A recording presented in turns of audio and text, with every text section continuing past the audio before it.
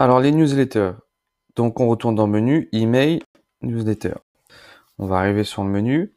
Donc là, on voit qu'on n'a encore rien créé, c'est normal. Donc, on va faire créer une newsletter. Et donc là, on voit un peu l'éditeur d'email. Donc, je vais vous montrer un peu comment ça se passe. Donc là, on va voir l'encadrant, un peu comme lorsque vous envoyez un email. De toute façon, il y a pas grand-chose de différent, mis à part cette colonne-là. Donc le sujet, ça va être du coup l'objet.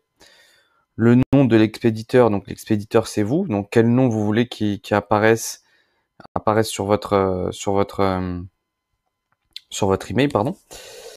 Et donc adresse email de l'expéditeur. Donc là, par défaut, ils m'ont mis celle-ci. Donc c'est celle avec laquelle je me connecte sur mon système.io, sur mon compte. Mais il va falloir au préalable que vous ayez un email professionnel. Donc ça, je vous invite à regarder sur YouTube. Il y a un tuto qui va vous expliquer comment en créer un. Donc c'est important parce que sinon vous pourrez pas envoyer de mail car System.io interdit l'envoi d'email via on va dire une adresse mail Gmail comme la mienne de particulier parce que c'est pas pour vous embêter, c'est parce qu'il y aura un manque de délivrabilité. Donc c'est-à-dire que lorsque vous allez envoyer des mails en nombre depuis un mail particulier comme celui-ci, il y a de grandes chances vos mails soient envoyés directement en spam. Donc pour avoir de meilleurs résultats, System.io oblige d'avoir un email professionnel. Il y a peut-être d'autres raisons, mais je sais que celle-là en fait partie. Peut-être des raisons de sécurité ou autres, ou de voilà, confidentialité, etc. Mais celle-ci en est une, et donc je pense que c'est intéressant parce que c'est bête d'avoir envoyé plein d'emails dans le vide, dans les spams, pour que sur 10 personnes, il y ait une personne ou deux qui arrivent à avoir le mail par hasard sans avoir fait exprès. Ça serait un peu dommage, autant que ce soit bien délivré tout de suite. Donc, voilà ce qu'il faudra faire au préalable et vous pourrez l'enregistrer dans paramètres et ça, je vous montrerai dans un prochain chapitre. Donc, comment ça se présente? Donc là, l'objet de votre discussion, par exemple, on va remarquer formation gratuite.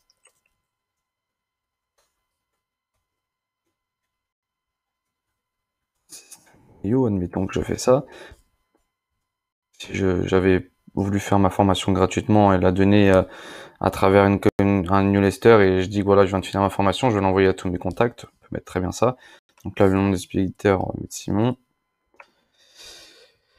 Et donc là, on va écrire notre texte. Donc je vais pas écrire de texte ou alors on va écrire un truc simple. Bonjour. Et là, vous allez pouvoir faire les tailles, faire du gras italique, un peu comme sur Word, mettre des couleurs sur certaines phrases, rajouter des points, des numéros sur le côté, tu vois, un peu comme ça. Ou alors mettre le texte plus à droite. Voilà, pour régler tout ça, faire un truc plus joli, plus épuré. Ou le mettre au centre carrément, voilà. Ici la police. Là, on va pouvoir, je vais montrer ça après. Là, ça va être des icônes. Là, on peut rajouter des photos. Voilà, il y a vraiment plein de choses. Et là, ça c'est intéressant. C'est en fait variable de substitution. Donc si on clique dessus, on voit qu'après, ici, on a email, prénom, nom de famille, etc. Donc moi, je vais mettre prénom. OK. Et donc là, on voit qu'il a marqué entre parenthèses, entre crochets, first name. Donc c'est en anglais, mais c'est juste pour le codage en fait. Et donc lorsque vous enverrez votre email, par exemple si j'avais envoyé un mail à moi-même, donc à Simon GRD, sur ma boîte mail, moi j'ai mis que je m'appelais Simon. Donc automatiquement, le mail que je recevrai, il y aura marqué bonjour Simon, virgule, etc. Donc vous pouvez faire ça avec les mails, les noms de famille, voilà, vous avez vraiment tout, le nom, numéro de TVA, adresse. Donc c'est vraiment pas mal. Donc voilà, on peut mettre bonjour. Vous pouvez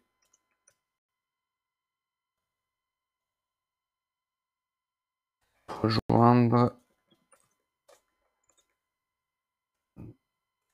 formation gratuite System.io ici. Point. Donc là, par exemple, après on va mettre voilà, cordialement. Bon, j'ai fait un truc tout bête, hein, il n'y a rien de. Voilà. Après tout ça, si vous, par exemple, si on veut le mettre en gras, formation, on peut mettre par exemple formation gratuite en gras pour que les gens voient bien directement. System.io ici. Donc ici, ce qu'on peut faire, c'est que hop, on va cliquer sur la petite chaîne là, Et on va pouvoir mettre un lien. Donc là, en gros, on mettrait le lien, je sais pas, HTTPS.